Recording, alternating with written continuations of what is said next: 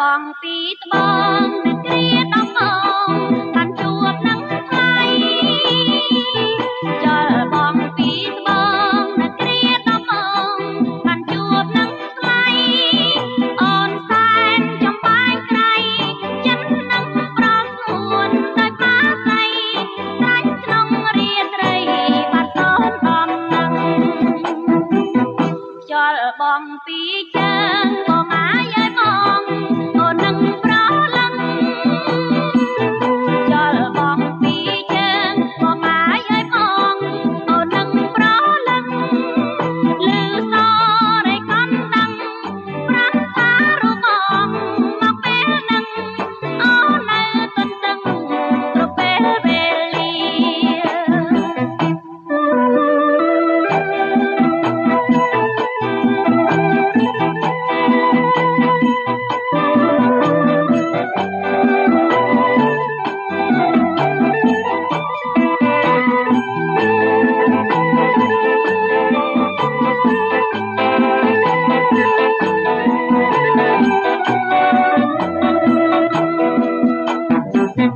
ចលបងពីត្បូងនឹងគ្រាដំប